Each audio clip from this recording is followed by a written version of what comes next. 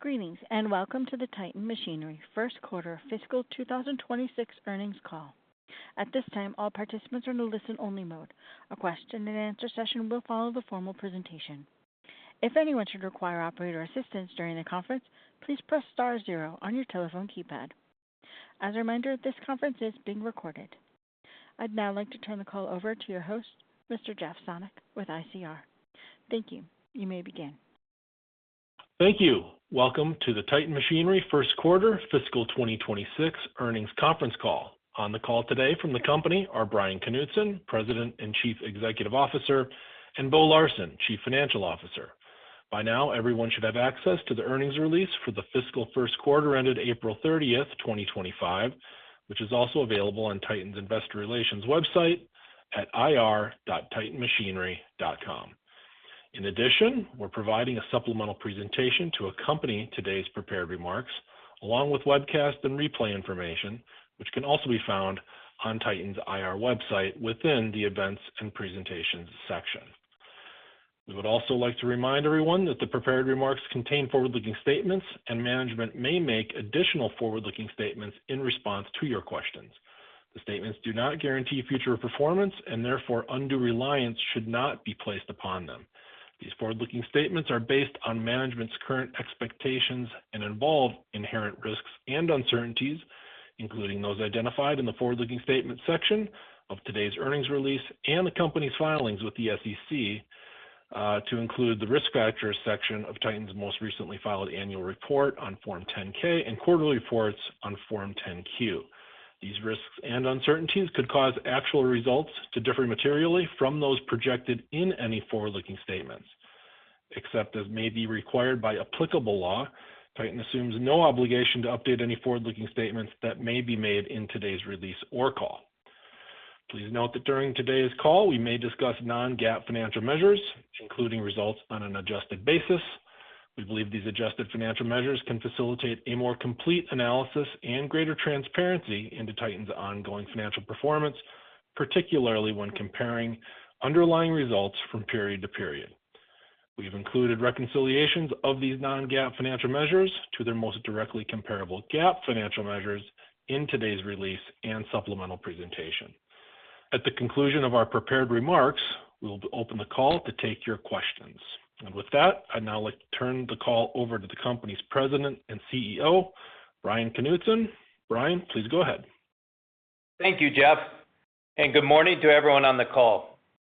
I'll start today by covering our performance for the quarter, followed by an update on our strategic initiatives and operational focus points for the year. I'll then discuss the current market environment and performance across each of our operating segments before turning the call over to Bo for his financial review and comments on our fiscal 2026 modeling assumptions. Our first quarter results demonstrated our ability to advance our short-term goals in a challenging market environment. And while headwinds persist across the agricultural sector, our team remains focused on continuing to execute upon our initiative to optimize inventory and navigate through the trough of the cycle. We continue to anticipate a very subdued retail environment given the ongoing likelihood of weak farmer profitability, with government support programs remaining an important but still very much undefined variable. While challenges persist in the marketplace, our team's relentless focus on disciplined execution of our inventory reduction initiatives and our customer care strategy is allowing us to manage key variables of the business that will improve our position as we navigate this cycle. With that, I will now transition to our current inventory position. As you can see on our balance sheet, total inventories were $1.1 billion as of April 30, 2025, essentially flat compared to fiscal 2025 year-end. This is very much in line with our previously communicated expectations, as we've been receiving pre-sold units from the factory for delivery to customers in the first half of the year, while simultaneously taking in trades as we deliver those new units to customers.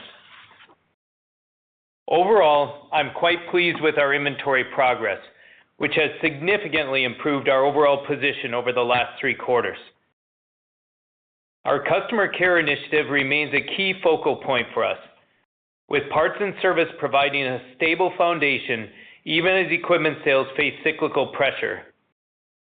This stability is critical in environments such as this, as parts and service will make up about a quarter of our total revenue mix, but well over half of our gross profit dollars this year. We are leveraging our scale and service capacity across our footprint, which is helping us maintain strong customer engagement.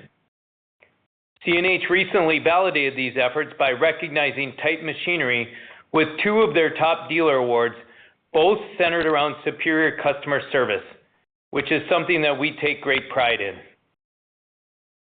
In our domestic agriculture segment, while industry equipment demand remains subdued, the first quarter revenue was stronger than initially expected due to the timing of pre-sold equipment deliveries. On our last call, we mentioned that Q1 domestic ag could be down 40 to 45%, but noted that high volumes of pre-sales could significantly impact results.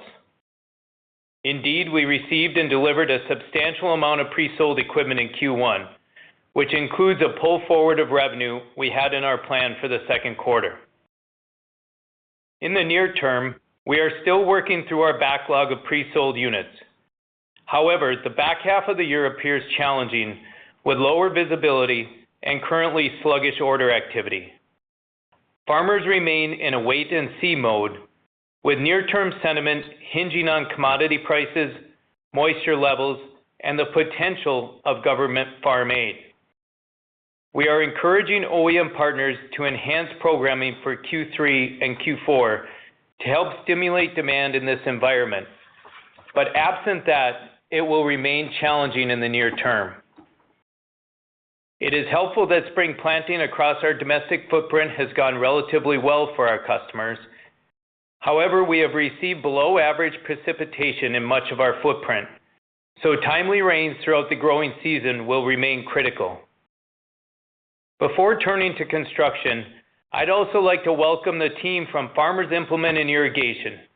We closed on this 2-store acquisition on May 15th, and it allows us to expand our New Holland presence in the productive eastern South Dakota region. In our construction segment, performance was largely in line with our expectations, and we anticipate that to continue throughout the year. Revenue showed modest growth over the prior year period, reflecting relative stability in this segment despite broader economic uncertainty as infrastructure projects continue to provide a base level of demand. However, as we experienced in domestic ag, we are seeing customers take a more cautious approach to capital expenditures given interest rate concerns and broader economic uncertainty. Our European segment was a bright spot, particularly in Romania, where EU stimulus funds have increased buying activity, which we expect will extend through the end of September. While we anticipated a lift, the degree to which was hard to determine. However, it is clear this support will be meaningful for our operations in Romania. Our business in Ukraine is also continuing to drive growth despite the ongoing conflict with Russia. It has been impressive what our team is able to accomplish given those circumstances. Planting conditions across our European footprint are off to a good start, and industry volumes in Europe are expected to be more stable than in the United States. In our Australia segment, we're navigating through market conditions similar to our domestic ag segment.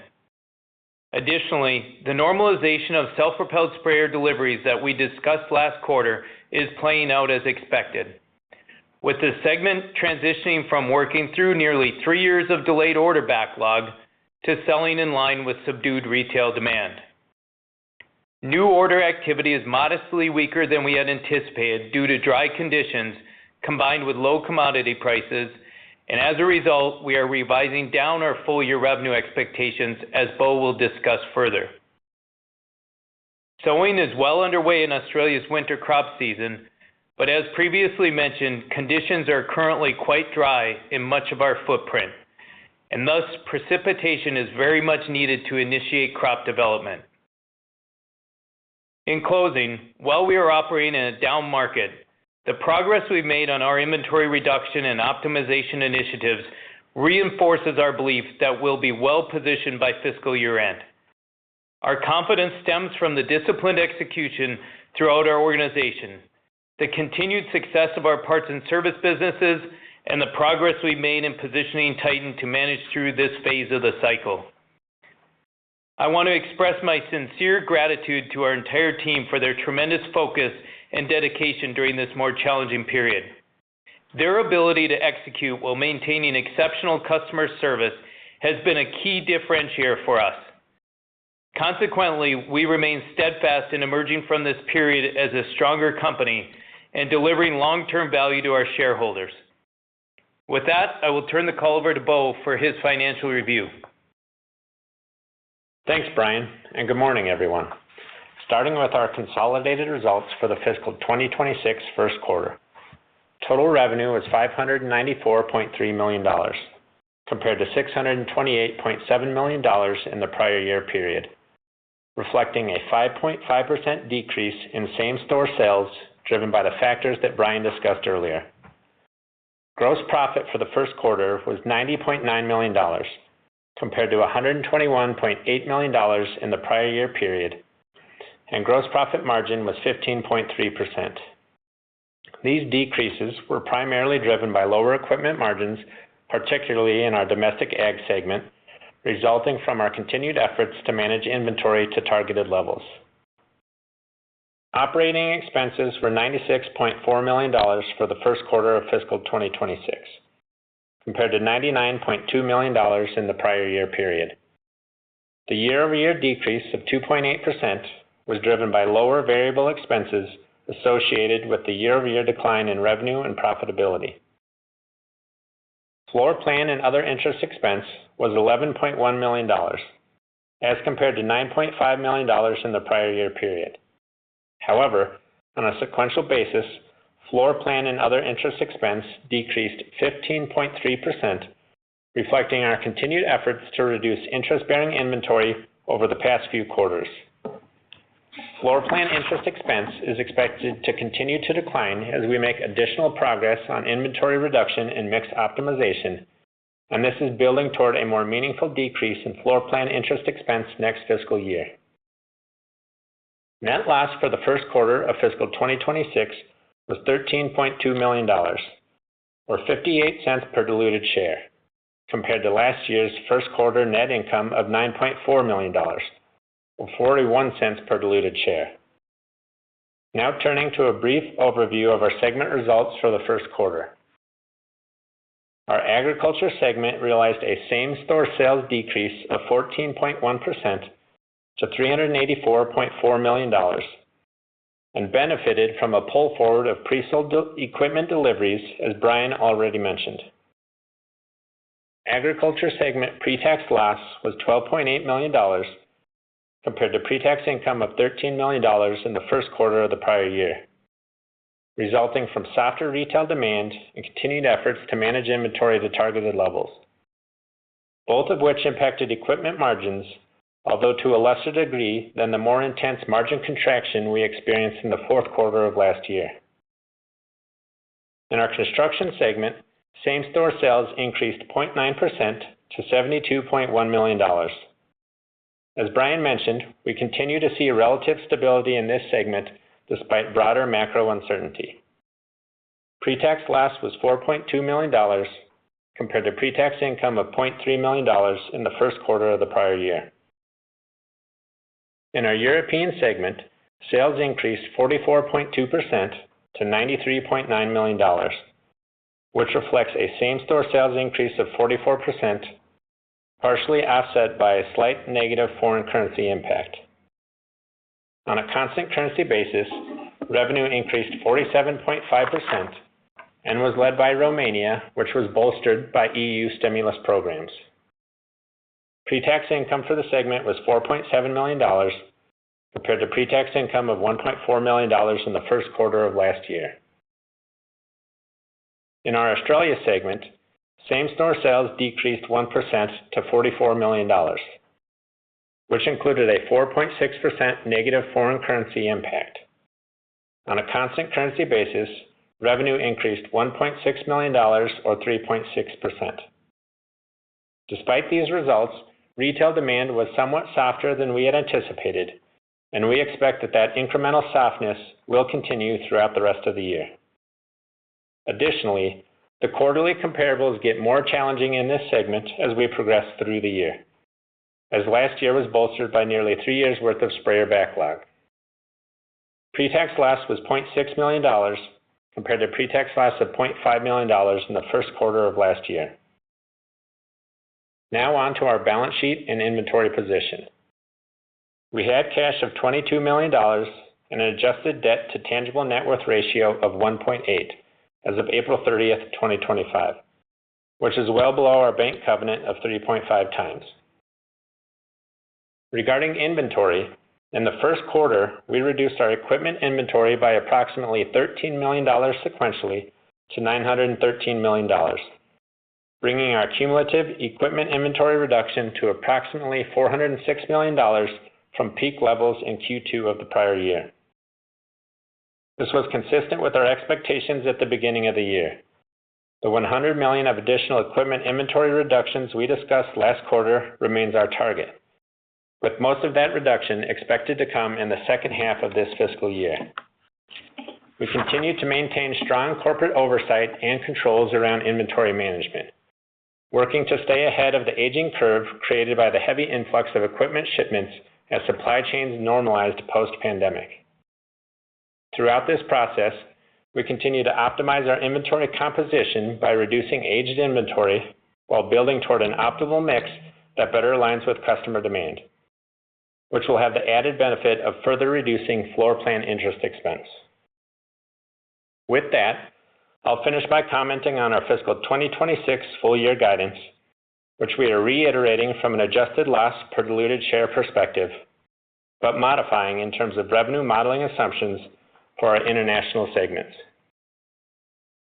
Starting with our top-line assumptions, for the domestic agriculture segment, we continue to expect revenue to be down in the range of 20 to 25%.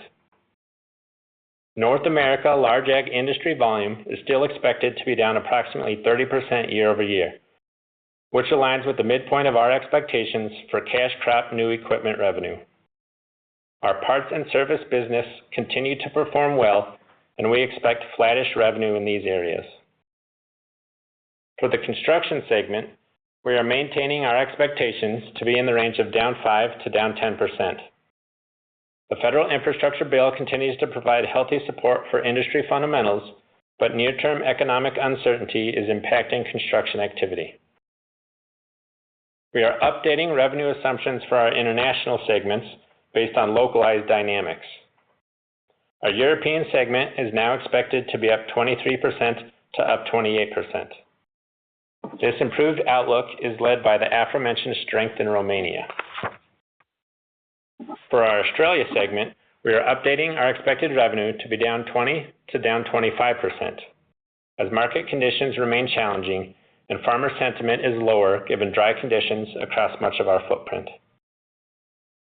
From a margin perspective, our fiscal 2026 assumptions for consolidated full-year equipment margin are to be approximately 8%. Now turning to the ag segment specifically. In the first quarter, equipment margins came in lower than expected at 3.3%, and we expect that the ag segment will have similar equipment margins in the second quarter. However, we expect their margins will improve in the back half of the year as we optimize our inventory mix and work toward our year-end targets. We are pleased with the progress we are making on this important initiative, and we are prioritizing this proactive approach to reducing used equipment levels. Consistent with our prior expectations, operating expenses are expected to decrease year over year on an absolute basis, which is expected to translate to approximately 17% of sales due to the lower revenue base we are forecasting as compared to the prior year. In summary, while we are making some refinements to Europe and Australia's revenue assumptions, We remain on track with our expectations for adjusted diluted loss per share in the range of $1.25 to $2. We remain focused on ensuring we're well positioned heading into fiscal 2027, where we expect to drive toward more normalized levels of profitability relative to the demand environment at that time. This concludes our prepared comments. Thank you. At this time, we'll be conducting a question and answer session. If you'd like to ask a question, please press star 1 on your telephone keypad. A confirmation tone will indicate your line is in the question queue. You may press star 2 if you'd like to remove your question from the queue. For participants using speaker equipment, it may be necessary to pick up your handset before pressing the star keys. Our first question comes from the line of Liam Burke with B. Riley Securities. Please proceed with your question.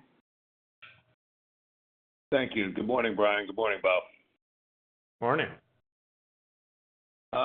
I know the agricultural environment is tough. Weather is bad, and at least I know government subsidies do not support equipment sales, but is there any positive outlook on the agricultural sector? I mean, are you seeing any positive moves here, or is it still just continues to be tough? Yeah, there has been some of the government payments that have started to come through. So if you look at traditionally, there would be about $10 billion is the traditional level of government payment, which is at this point what has been approved. Some of our growers are starting to see those checks, Liam. So that is helping provide some stability. Also, as different trade negotiations are going on, and we see more deals get done here, that will further help as well. Recent rains we've received here in the upper Midwest have also helped with sentiment, and that will help with crop development. Australia is at a critical point. There is some rain in the forecast there, so that could help. But again, as you look at the USDA net farm income projections that they came out with earlier in the year, those were really heavily predicated around the government subsidies, and so that remaining what they have projected to be up to an additional $30-some billion is still very much an unknown. And so, where that falls in, whether it's $10 billion or $45 billion here, or where in between, is really going to have an impact this year, frankly. Great, fair enough. And on the construction side, there seems to be another area. The sector in general is cautious because of all the macro headwinds and uncertainties, but I would expect that construction would be a little more optimistic in terms of end markets potential. It seems to be just as challenging as agriculture. It is certainly more positive. We've, in talking with a lot of our contractor customers, the start to the year was a little bit slower, but their backlog of work, they're starting to get projects. It is starting to get filled up for them. Their attitudes are becoming more positive. It's certainly not what it was the past 2 years, that's for sure. It's definitely very heavily dependent on a rate environment. So any positive movement we did see in interest rates, even just a slightest bit, would certainly help there as well. And again, any stability around trade talks and general broader economy would help as well. But we definitely see more stability in the construction environment right now. Yeah, and I mean, maybe reiterating the same thing just for some perspective, right? Construction's coming off of some really good years, and for us, record years, and we're talking about kind of a modest step back off of that, given some of the uncertainty in the higher interest rate environment. You compare that to ag, where we're really talking about trough level and kind of historically low industry volumes, quite a bit different outlook, I would say. And so, yeah, overall, down slightly, but putting that in perspective, again, coming off of those highs, a much different spot for construction than ag. Great. Thank you very much. Thank you. Our next question comes from the line of Ted Jackson with Northland Securities. Please proceed with your question. Thanks. I wanted to circle back into, first of all, some of the government support. So the USDA is, looking for an additional $37 billion, and $10 billion has been put out. What kind of programs is the USDA looking to have happen? How do they get funded, and how do we follow that as analysts to see that it's indeed come to pass? That'd be a question. So they are putting specifics behind this, and you can find that on the USDA webpage, and they have a timeline for the rest of the year. And a lot of the additional payments coming out this year are specific to natural disaster type events that actually happened in 23 and 2024. So, specific to droughts and supporting the livestock industry, and then specific to other dry areas or wildfires supporting the ag industry. Kind of what they need to do is go state by state, who qualifies, how much money is going to be allocated in that region, how much gets allocated to an individual grower. So all of that remains to be seen. But if you want to look at that timeline, it's available. There are a lot of specifics out there. So I would say it's pretty structured, and we're all going to wait and see how this plays out and how much of that ultimately flows to customers that are on our footprint.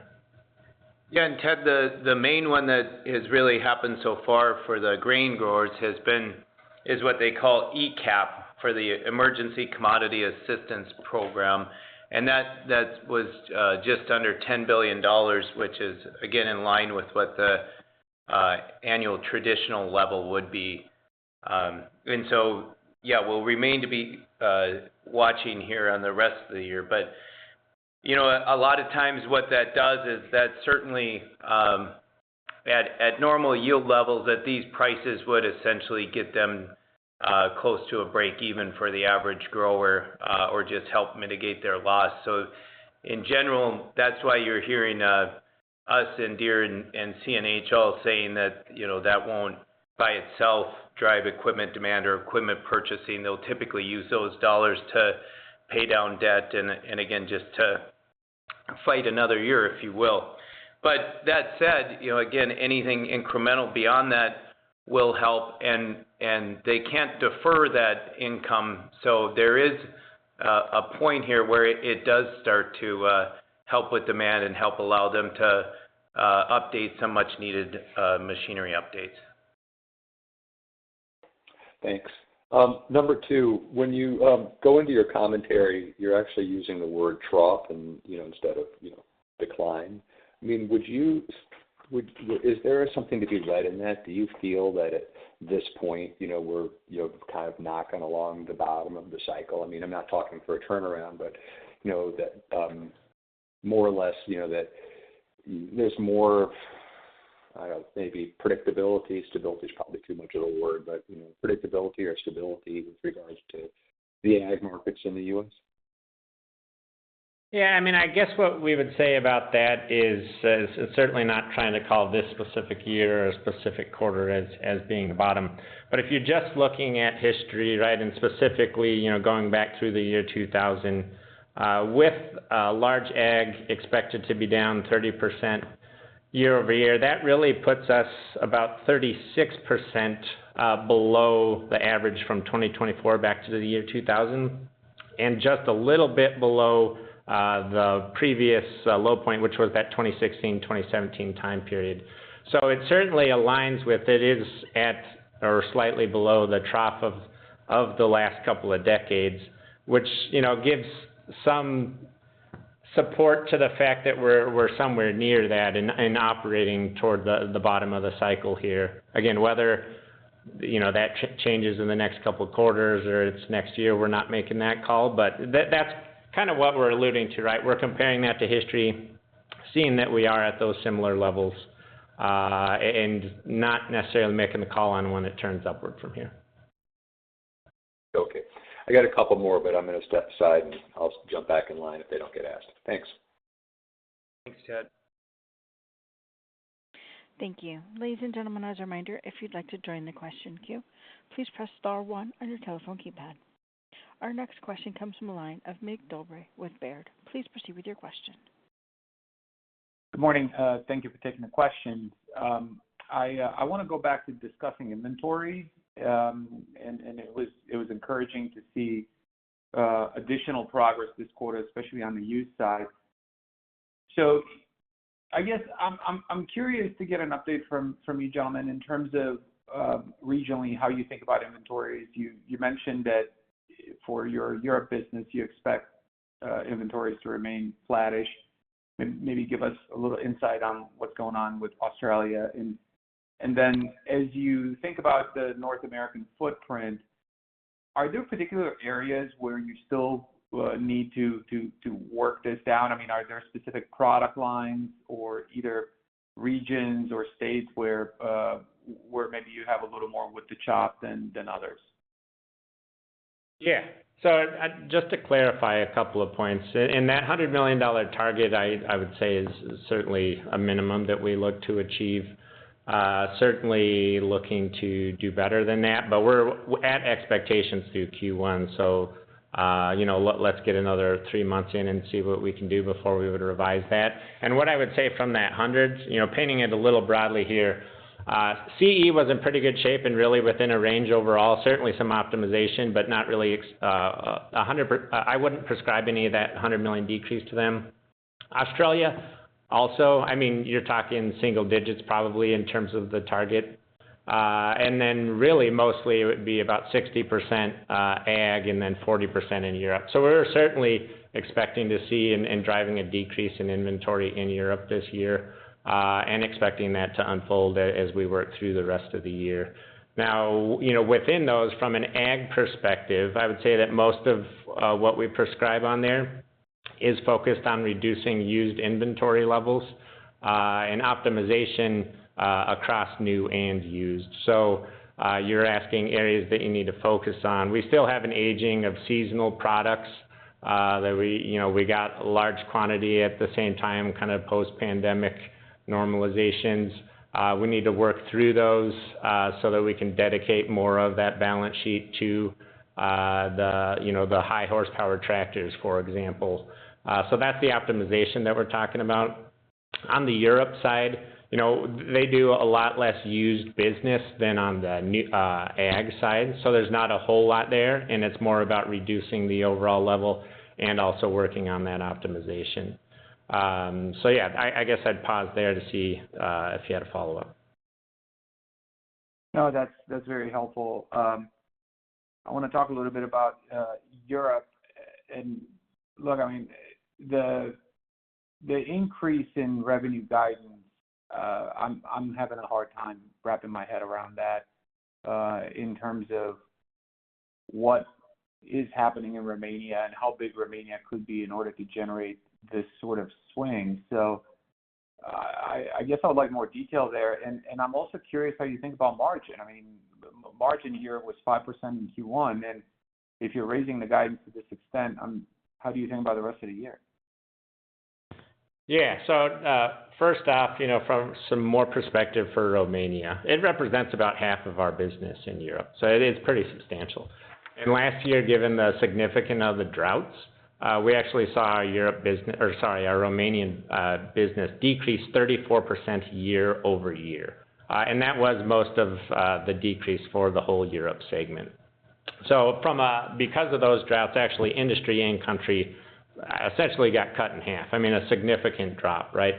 So what we're alluding to with the European Union funds is some European Union funds dedicated to Romania, some subvention funds specifically to support the industry. It's a broader piece, but as it relates to our business, initially that was about 150 million euro dedicated to providing essentially assistance for farmers to buy certain types of equipment.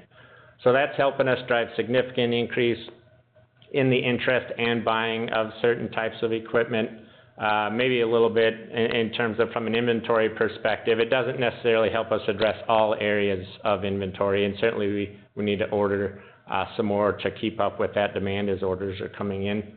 But that's why you're seeing the swing from saying, flat to up 5 to up 23 to 28. It's really getting Romania kind of swinging back to where it was and actually growing from about 2 years ago, given the significance of these funds and the opportunity it's providing for growers in the region. And the margin? Yeah, so from that also is helpful from an equipment margin perspective in Europe. We talked about overall for the year consolidated equipment margin being 8%. For Europe, expecting about 15.5%. They have historically quite a bit higher margin than the U.S. side. So I would say strength in margin on the Europe side, but a little weakness in margin on the domestic ag side.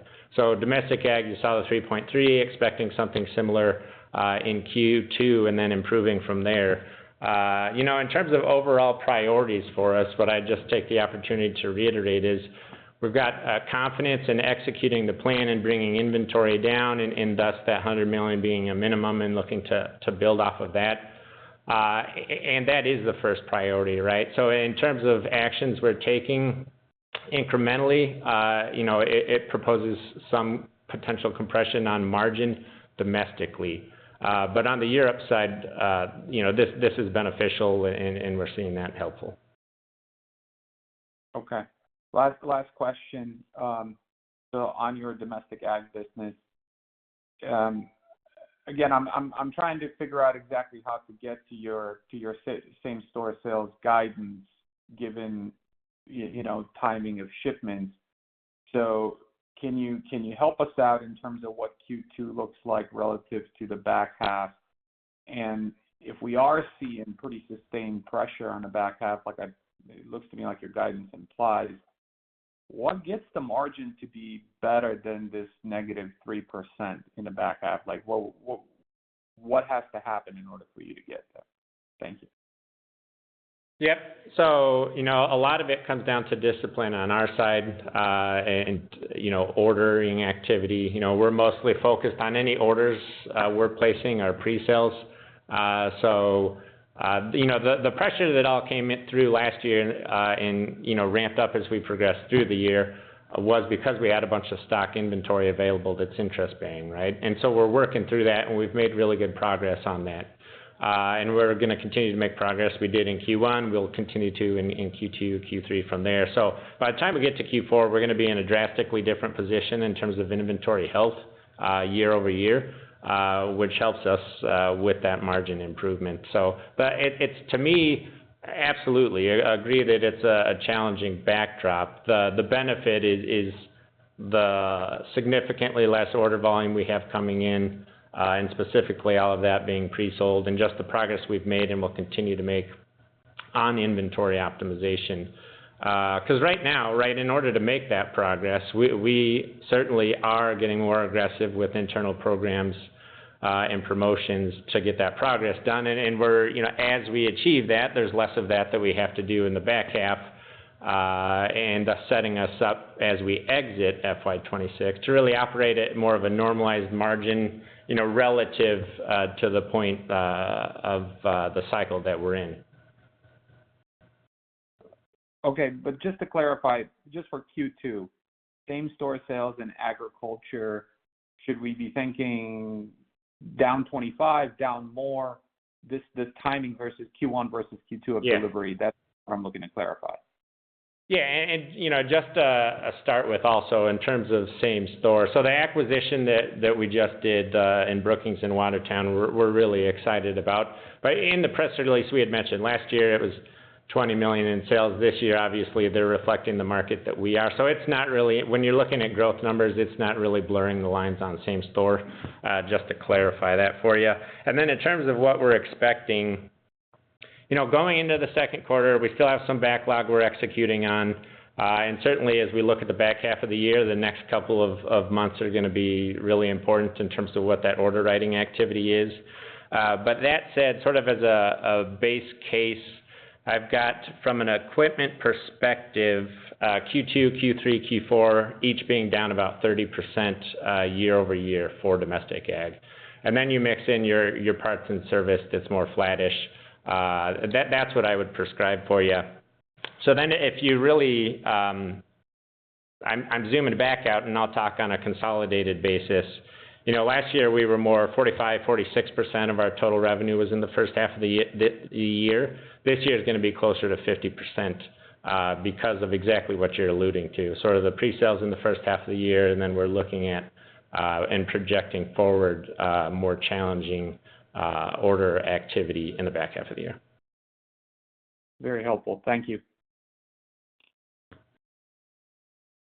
Thank you. Our next question comes from the line of Ben Klieve with Lake Street Capital Markets. Please proceed with your question. All right, thanks for taking my questions, and congratulations. Nice start to the fiscal year here. First, want to ask about your comments regarding hopeful initiatives from OEM partners on kind of stimulating demand in the second half of the year. I'm wondering if you can talk a bit about this from the perspective of kind of specifically what you would most like to see, the degree to which you have these embedded within your guidance, and then the degree of confidence you have that these will come to pass. Sure. Good morning, Ben. Yeah, so first of all, we're looking at another year of weak farmer profitability, as we mentioned, and uncertainty on exports with our global trading partners. And as we see those continue to evolve, and as I mentioned, watching moisture levels and crop development, and so all that will further determine farmer sentiment and net farm income. But as it currently sits, the net farm income, as we mentioned, is very challenging. So that's where the OEMs those discussions happen, and looking to pull many different levers, whether it's through financing programs, additional incentives, and what have you. So we'll continue to a lot of the front half of the year is already baked, as we've been talking about a lot of those pre-sales coming in, and you heard Bo talk about that. But so we're really looking at back half of the year, and as we get into order boards for next year here, and there's been a lot of price increases that have happened with the equipment post-COVID here, or even over the last 10 years, and there's been a lot of improvements and a lot of technology advancements with the equipment as well that really are driving that ROI on the equipment. So how the OEMs look to pull those different levers to keep their factories at levels that work for them, and also from a dealer perspective, to keep our sales up and keep the fleet to a certain level of aging as well out there. As we are at, as Bo mentioned, 20-year trough levels here in demand. The further we go through the cycle at these levels, we'll continue to age the fleet and continue to increase replacement demand even as you go farther.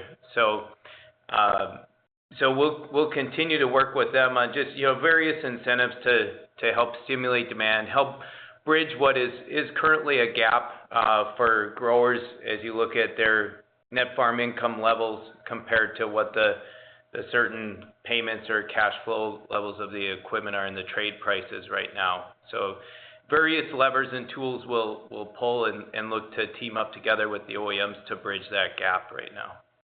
Yeah, and in terms of, you asked the question, what's embedded in the guidance, I would say kind of a consistency with what we've seen from our strategic OEM partners over the going on 50-year relationship. So, we try to provide as much clarity and transparency to them as in terms of what we're seeing. And right now, the pinch point is weak farmer profitability, along with softer used values, creating a gap in that boot or the cash price that they need to bring, and working with the OEMs to find a way to make those deals that work for the grower, the OEM, and ourselves. Got it. I appreciate that from both of you. And then I guess I have a follow-up to this, maybe more for you, Bo, around these initiatives. I mean, it would seem to be that if this, if this does come to pass, it would be an overwhelming positive for you. But I'm wondering if you can, outline if there's any kind of, resulting margin compression that you would see, a need to lean into the floor plan payable, in a more material manner, any kind of offsetting effect that those kind of initiatives would provide. Well, to the extent that, there's further support there, again, for a perspective, right, we're talking about historically low equipment margins for ourselves in domestic ag. So to the extent that there's more support there, it helps support the view that we have, or potentially a little bit upside in terms of where revenue could be. It could improve margins, coming up off of really the floor of where we've been, but still well below normals that, we should be operating at. So, progress in that direction. And then, yeah, absolutely. As we free up cash flow, one of our main capital allocations is going towards interest-bearing debt. So that could help pay that down faster. Overall, again, the priority is inventory reduction, and we're doing what we need to. And, just working with our partners on support so that we can all get there as efficiently as possible. Got it. Very good. Well, I appreciate the color. Congratulations again. Good start to the year. I'll get back in queue. Thanks, Ben. Thank you. Our next question comes from the line of Steve Dyer with Craig-Hallum Capital Group. Please proceed with your question. Hey, thanks. This is Matthew Robb on for Steve. Two questions on parts and service here. Firstly, are we still expecting a slight increase year over year in the service gross margin? And then secondly, Bo, you noted last quarter traffic was a little bit slower to start the year. Any update on how the quarter trended, and then any expectations for traffic through year end? Thanks. Yeah, so from a margin perspective, similar levels, slightly positive levels. That still remains the expectation. In terms of what unfolded in the first quarter, I recall talking about it. We were expecting parts and service to be down mid to single digits in Q1. Same store growth last year, Q1, was almost 20%. It was like 18.9. So that was part of what was going into it. We ended up down low single digits, so certainly within the realm, or maybe even on the better side of what our expectations were there, and still expecting, kind of a flattish viewpoint there in a world where equipment's down 30%. To us, that's a real positive, and just how sustainable that parts and service can be, as long as it takes a ton of work. So it's not a given at all. But everything that we put behind it to be able to maintain sort of a flattish view there when equipment's down 30, hats off to the team on the great job that they do to execute. A lot of work to still get done this year to make that happen. But that's an important part of our business. I think we already talked about that, but a quarter of our revenue, upwards of 60% of the gross profit dollars this year. You can see why we talk about it so much, why our customer care strategy is one of our number one strategic objectives, and why it'll be, critically important going forwards as we continue to move the business in the right direction. That's great. Thanks, guys. Thank you. Ladies and gentlemen, that concludes our time allowed for questions. I'll turn the floor back to Mr. Knutson for any final comments. Thank you for your interest in Titan, and we look forward to updating you with our progress on our next call. And again, I just want to thank all of our employees for their execution and their efforts, and have a great day. Thank you. This concludes today's conference call. You may disconnect your lines at this time. Thank you for your participation.